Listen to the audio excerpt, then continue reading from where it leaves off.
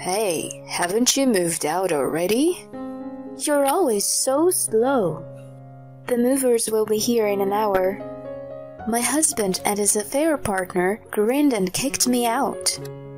A week later, the doorbell rang, and when I answered it, they were there. How did they know where I was? But I did my best to pretend I didn't care. Hey, you! What did you do? What in the world are we talking about? My name is Claire, a 38-year-old housewife. My husband Alan and I have been married for 10 years. I guess this year we're supposed to celebrate our 10th anniversary. But for me, I am amazed that I have endured it for 10 years. That is how hard it has been for me. The reason I felt that way was because I had to endure all the bullying from my parents-in-law. Hey, bring me my coffee. Yes, right away. Claire, haven't you washed the bathtub yet? You haven't even finished weeding the garden. You're such a dawdler. I'm sorry. Soon after my husband and I got married, we started living with my parents-in-law. He wouldn't listen to me, saying that eldest son should live with his parents. We are newlyweds, so maybe for the first year or two, we could... Don't be so selfish. Mom and Dad are the ones who want us to live with them, and it would be a good opportunity for you to learn how to do housework too. Anyway, we are going to live together, okay? That's what my husband said to me after we got married. And he couldn't tell me this before we got married.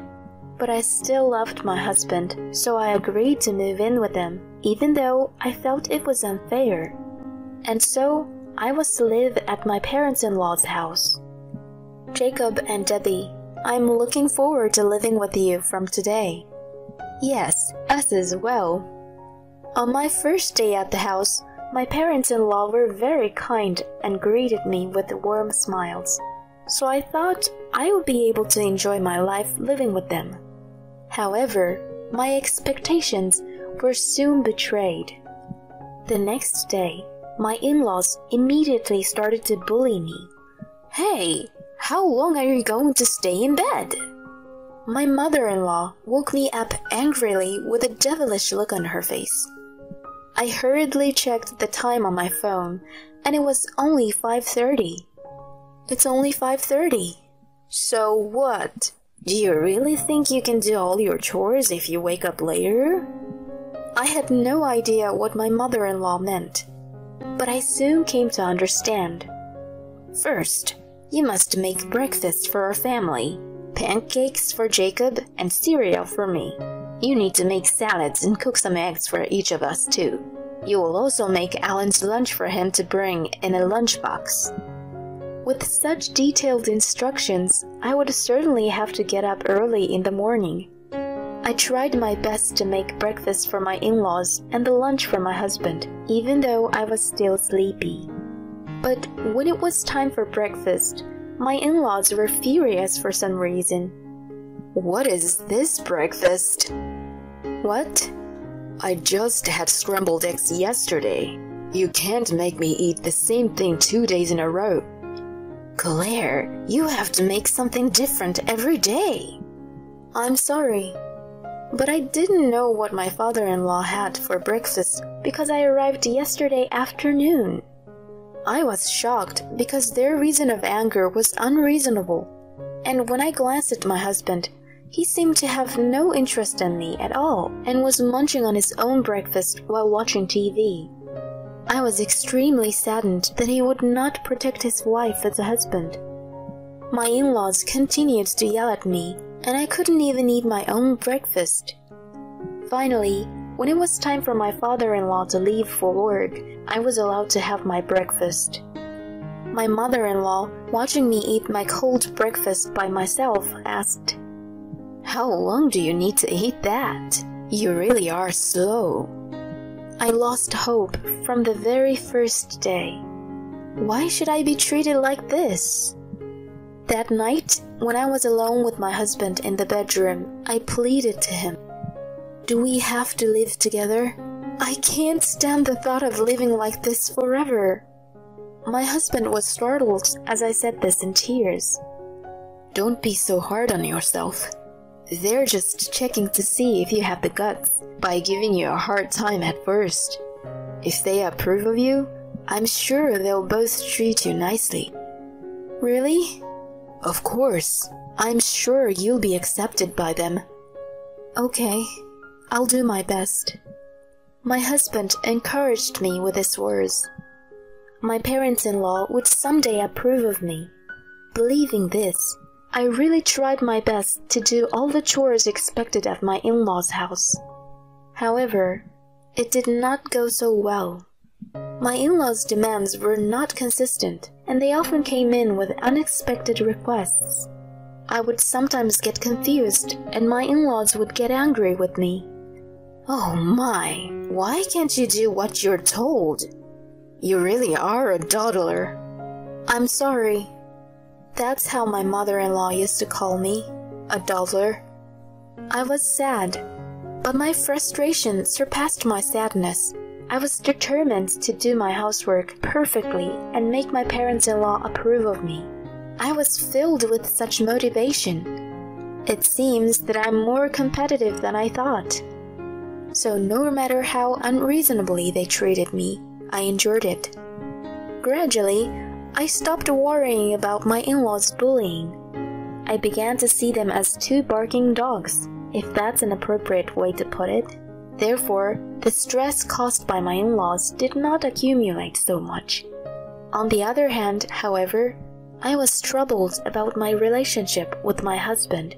I had been married for about 3 years, and my husband had gradually lost interest in me and stopped communicating with me. He used to try to go out with me on our days off, and when we were alone in the bedroom at night, he would talk to me about various things and we would have a happy conversation. But recently, my husband has stopped talking to me at all. If I'm being bullied by my in-laws, he apparently doesn't want to get involved, so he disappears. When I tell him what happened at home that day, he doesn't seem to be interested at all. It seems like he has completely lost interest in me. I wondered if it was really okay to continue our marriage like this. While I was thinking about this, my father-in-law suddenly fell ill and passed away. We were both very upset by the suddenness of the situation. My mother-in-law was extremely depressed because she had suddenly lost her partner. Even though she had treated me badly, I could not leave her in this state, so I decided to support her. How are you feeling, Debbie? Thank you for worrying about me. I'm feeling slightly better today. My mother-in-law was no longer the bullying mother-in-law she had been.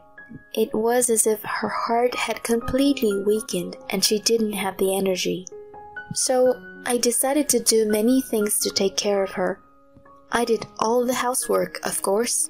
I tried to buy her favorite snacks and sweets as much as possible.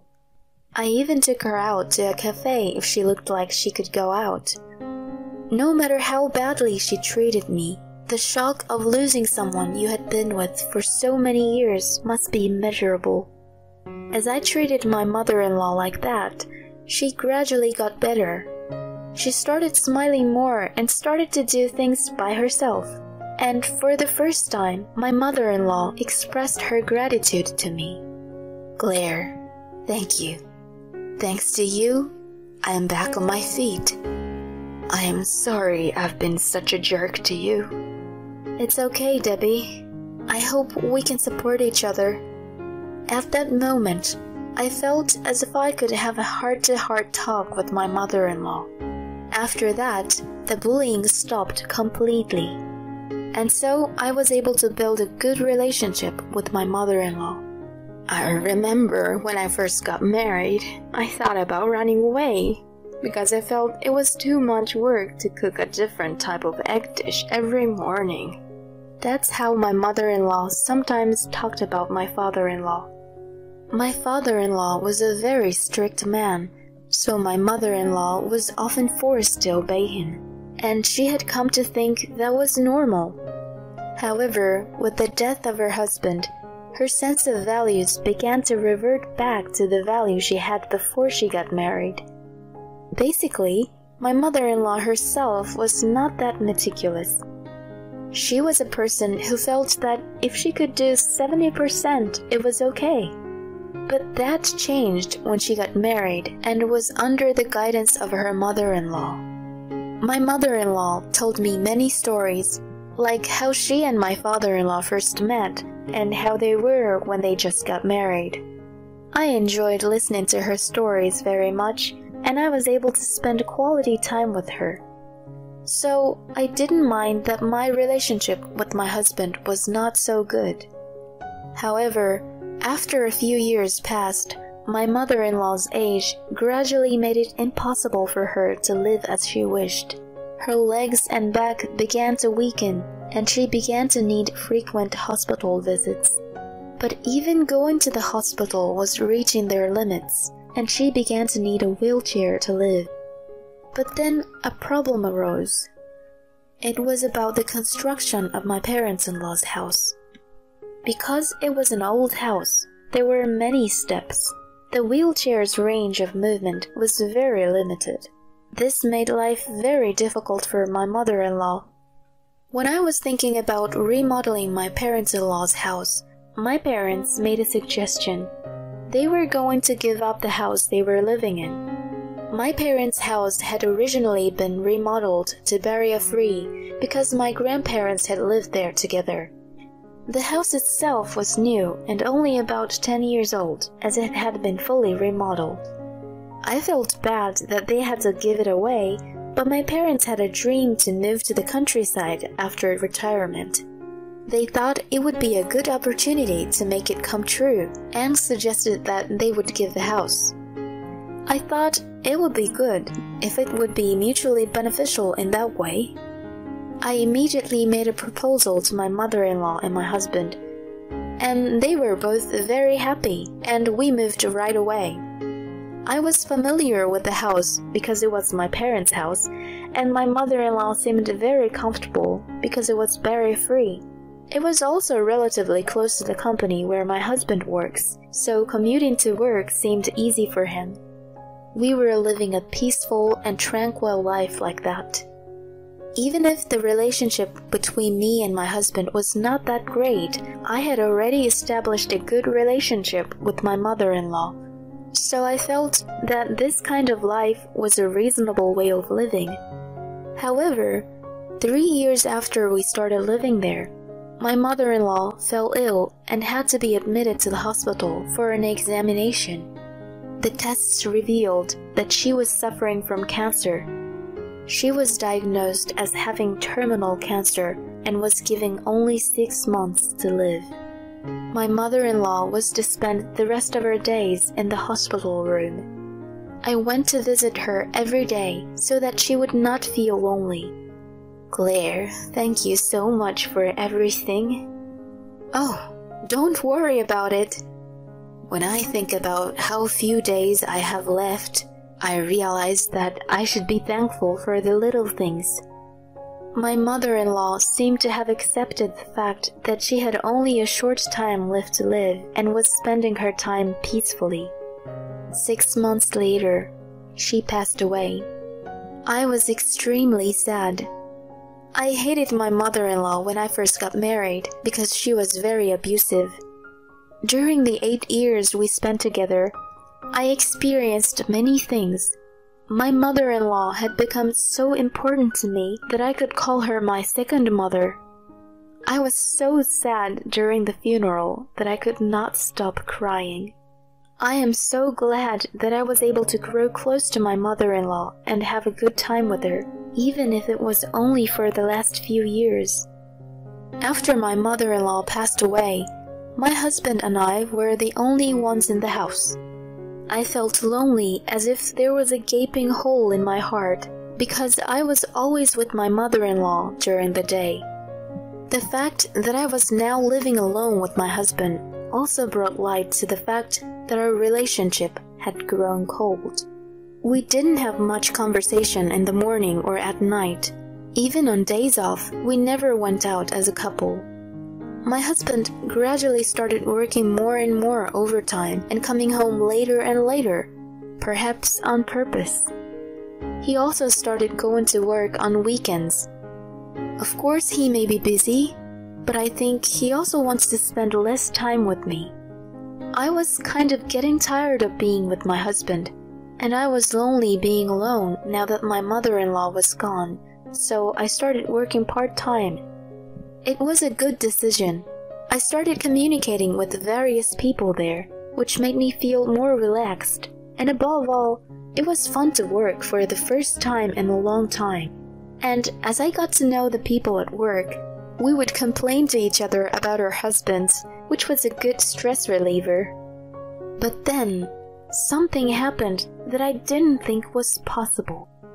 I want a divorce. With that, he suddenly pushed divorce papers in my face. What do you mean? It is true that our marriage was on the rocks, but when he suddenly asked for a divorce, I was taken aback. Then my husband made a further surprising statement. I have someone I'm in love with. What does that mean? Are you having an affair? Well, you could say that. Actually, I brought her here today. What? As I said that, the doorbell rang. Then my husband opened the front door and brought in a woman. Hi, I'm Elise. It was a very young-looking woman in flashy clothes. The affair partner apparently works at a strip club. My husband is a regular customer there, and the two began having an affair. I want to leave you and remarry her. I felt as if I had been hit in the head. I had lived with my in-laws and did my best to take care of the housework for my husband. How could he treat me like this? You know, we couldn't have kids, but she and I were able to have a baby. I couldn't believe my ears. Apparently, she was pregnant with my husband's child. We have a new family member over here. So, will you back down? The woman smiled wickedly at me. This person is completely hostile towards me. I shouldn't have to relent either. With that in mind, I agreed to the divorce. I'll give you a grace period until you leave. I'm sure you'll need it, being abandoned by your husband out of the blue. The two of them were annoyingly excited. My husband and his partner are going to live at her house until I leave. I signed the divorce papers my husband had prepared and filed for divorce. We are strangers now. 10 days have passed since then. My ex-husband and his partner came to my house. Hey, haven't you moved out already? You're always so slow. Yeah, my mother used to call her a dawdler. That was when I was being bullied, and in the end, my mother-in-law never mentioned any such thing. The movers will be here in an hour, I replied without concern. They looked satisfied to see the cardboard boxes piled up. An hour later, the movers came and took all the boxes away. Good. Then, get the hell out of here.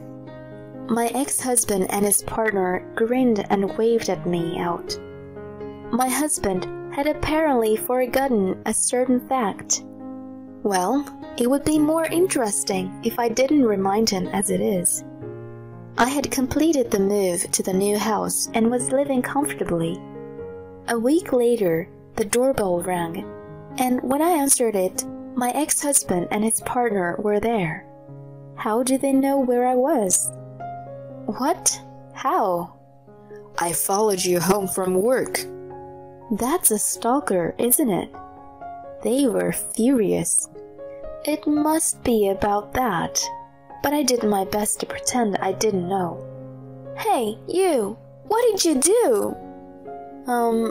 What in the world are we talking about? Don't be silly! We were living in that house and suddenly we got an eviction notice. Oh, is that so? Don't play dumb. You must have done something. The two of them shouted. I had no choice but to tell them the truth. Of course, because I sold that house. What? Why did you sell it without permission? I mean, you can't do that. What are you talking about? That house is mine. What? The woman exclaims in a funny voice. That house was given to me by my parents. It's in my name, so it's up to me if I want to sell it. What? My ex-husband finally remembered and was speechless. Then that house won't become our house? No, it won't. What? That's not what you promised.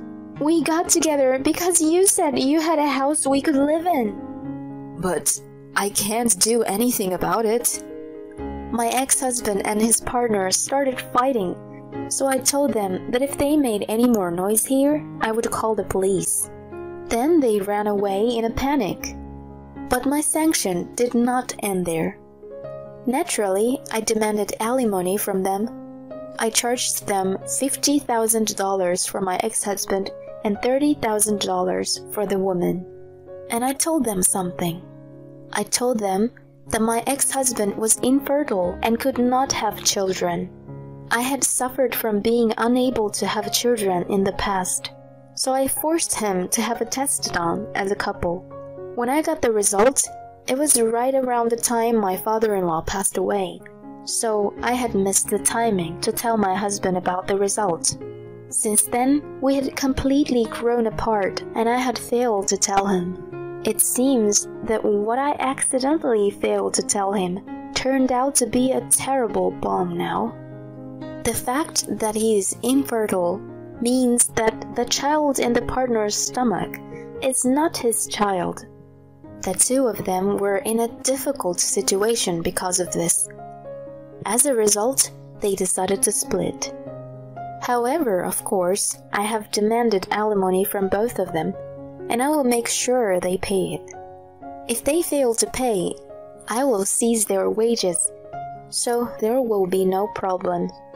My ex-husband, who lost his house and his partner, is living alone in a shabby apartment to pay off his debts.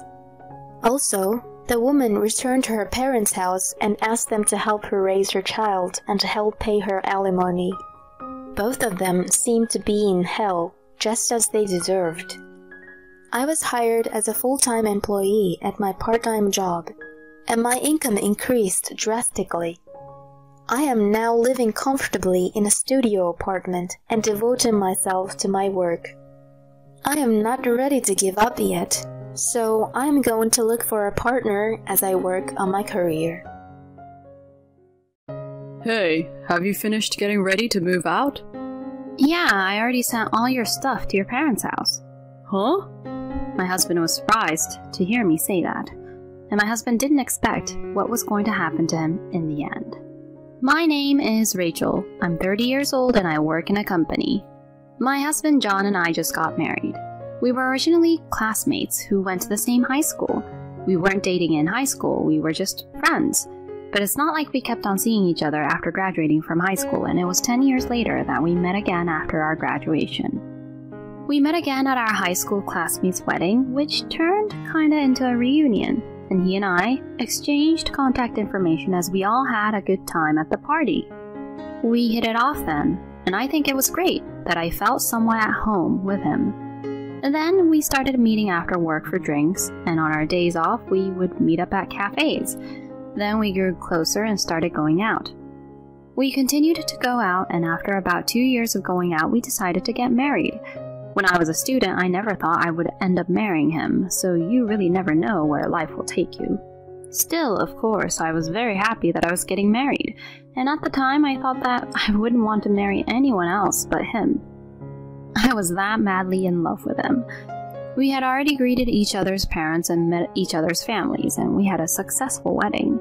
When the video of him introducing everyone at the wedding that we started dating because we met again at the wedding of our classmate from high school, all our guests were filled with excitement.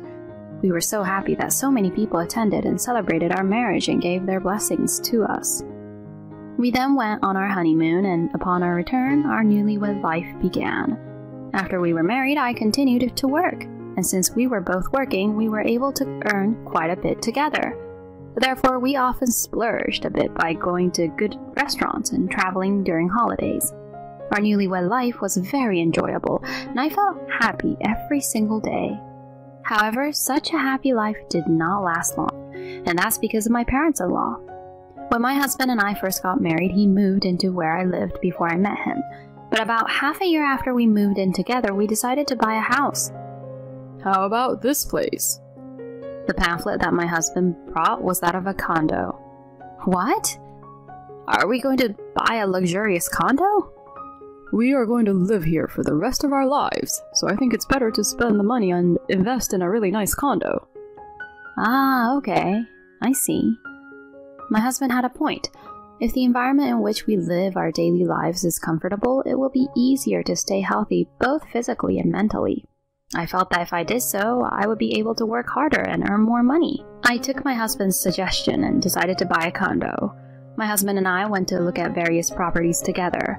As one would expect from a condo, all of the properties were quite nice. The rooms were spacious, the views from the windows were nice, and the kitchens seemed to be easy to cook in with system kitchens. It's hard to decide which one to choose, isn't it? Yes, it is. We looked at various properties with excitement. Then after many discussions, we decided on the property we would buy. It was quite an expensive condo, but we felt that it was worth it. It is extremely comfortable, spacious, clean, new, and I feel happy every day. When I look out from my room at night, I can see a beautiful night view. On sunny days with a nice breeze, I go out on the spacious balcony and have a cup of coffee and relax there. My husband seemed very comfortable, and we were spending a happy life in our new house like that. A little while later, however, a problem arose. It all started when my husband invited his parents to our house. Of course, that in itself was fine. I invited my parents too, and I wanted his parents to come over once. So I thought it was fine for them to come, but they liked our house so much that they started coming over again and again. The doorbell rang on my day off. I looked to see who it was, but it was my parents-in-law. Oh, your parents are here again. Did you call them over? No, I didn't. Well, if they're here to visit, let's let them in. My husband answers the door as he said that. Normally, it would be rude to come over without any prior notice, and yet my husband let them in without any second thought. Well, it's a very beautiful and nice house no matter how many times I come here. The view from this window is really great too. My parents-in-law were so excited, and my parents-in-law sat right on the sofa where my husband and I had just been sitting. Phew, I'm thirsty. Yes, get me something cold and some snacks as well. That's what my parents-in-law would order me to do. Why do I have to do that when it's my day off? Rachel, get what they want, please.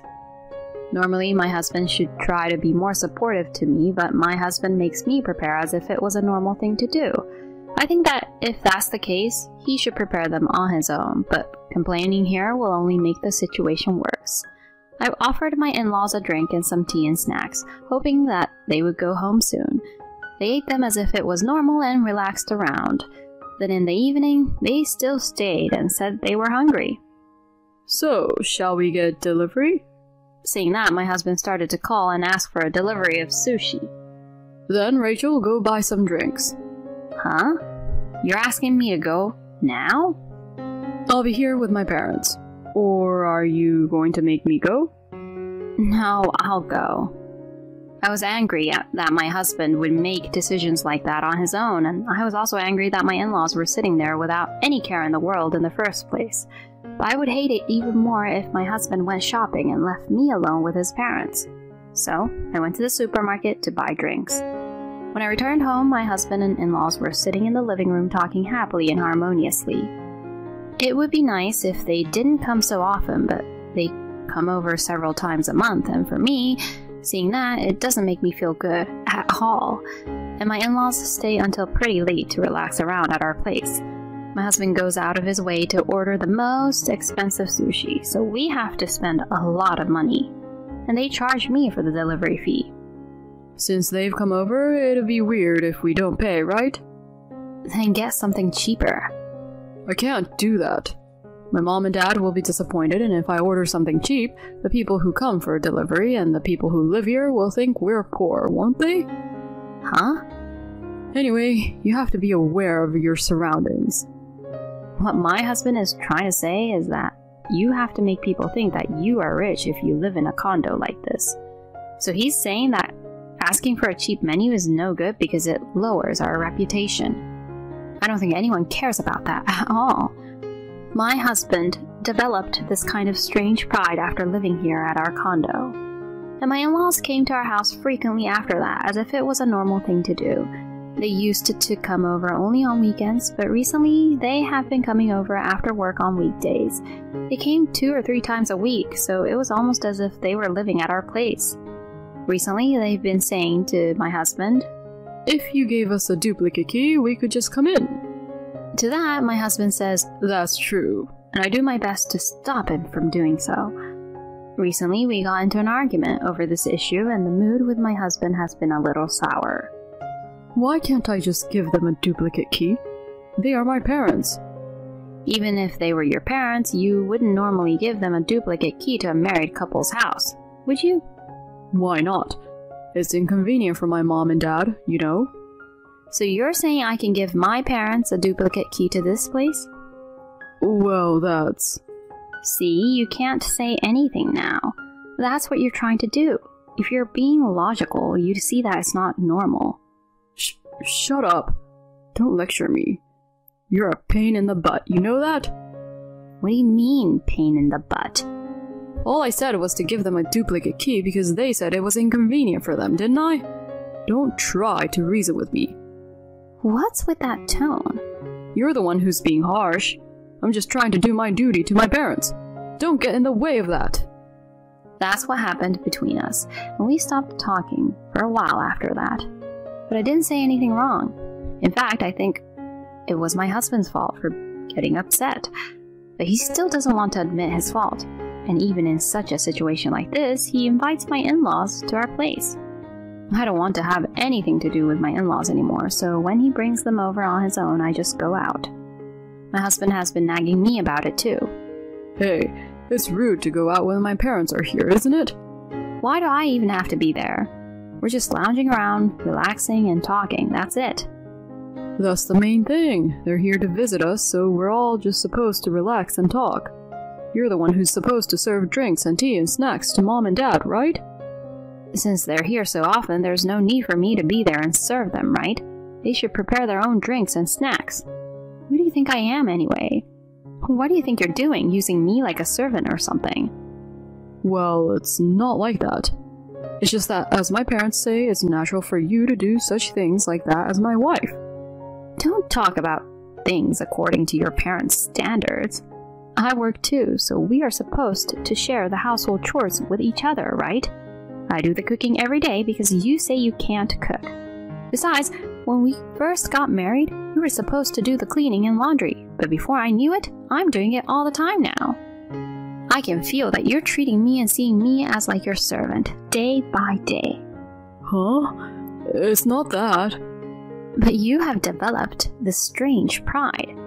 You know, you're just going to try and act cool and say things like men who live in condo don't do housework anyway, right?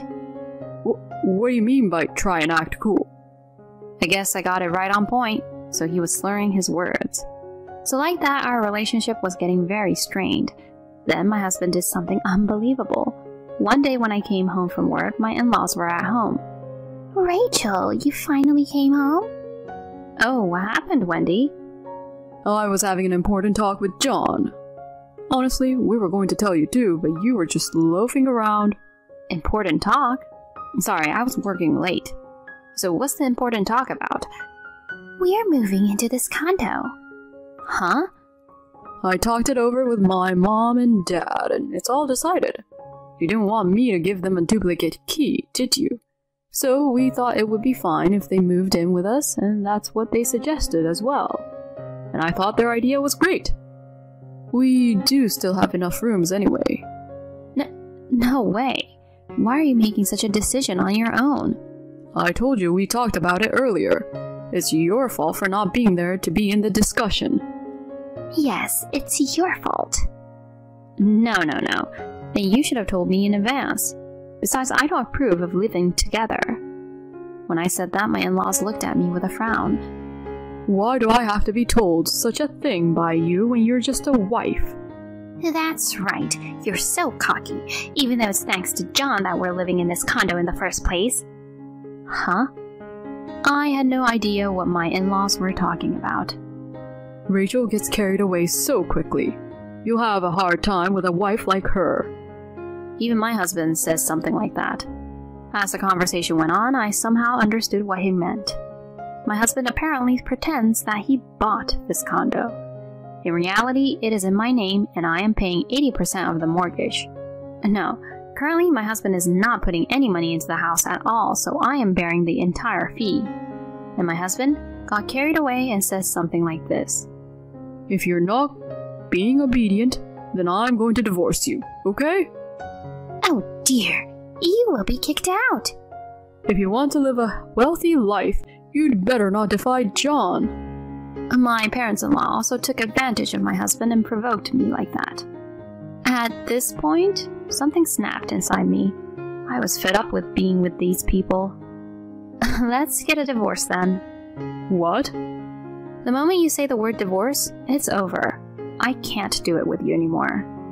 My in-laws were surprised when I said that, but my in-laws, not wanting to be taken advantage of, proceeded on with the divorce talk. Such a cocky woman. You should leave her as you declared, John. That's right, John. We don't want to live with such a woman either. My husband seemed to have made up his mind to divorce me, being brainwashed by his parents like that. You two are right. Just pack up your stuff and move out. I'm done with you. I'm glad my husband agreed to the divorce. So we'll agree that there will be no division of property, right? Of course. I'm not giving you a penny of my property. I'm glad my husband is an idiot. Well, can you give me a few days to get ready for the move? Get on with it. Well, since it'll be the weekend, I'm going on a trip with my mom and dad. Oh, how nice! Let's go to a nice resort.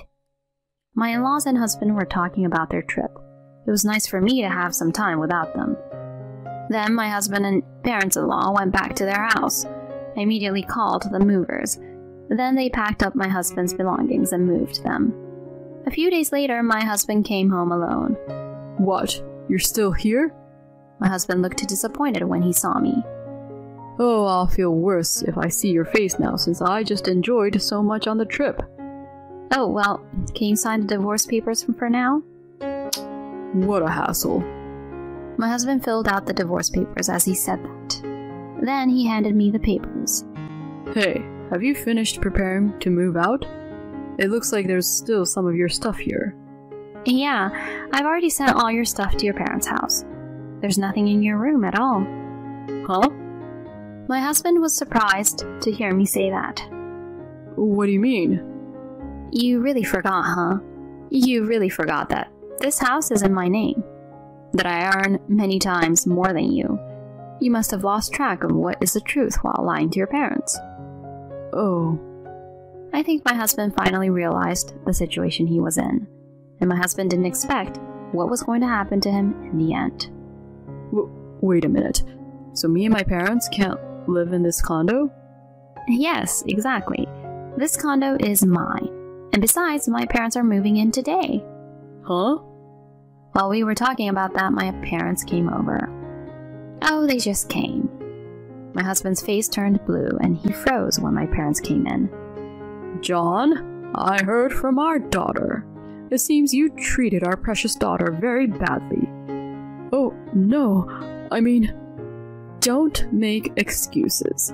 I don't want to see your face. Get the heck out of my daughter's house. My husband was so scared of my father, who was furious with him, that he left as if he was running away. I immediately filed for divorce papers and officially divorced my husband. My in-laws called me and yelled at me, but when I explained everything to them, they were absolutely mortified. Perhaps they had heard the truth from my husband as well. Oh, no! I can't believe that John wasn't the one who bought the condo.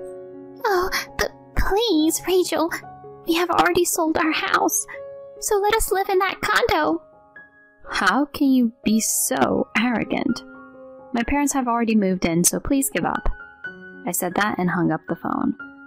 My ex-in-laws then hurriedly looked for a room and managed to find a place to live. But they originally thought my husband was making enough money to buy the condo, and so they had bought various luxury brand bags, watches, and so on. Now they are being forced to live a very poor life because of those debts. On the other hand, I am still working hard and getting good results and promotions. I am really thankful that my mother does the housework so I can focus on my work in return.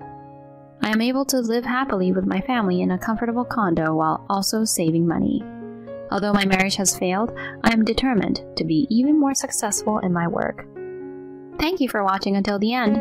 If you enjoyed the video, please subscribe to our channel. See you in our next video.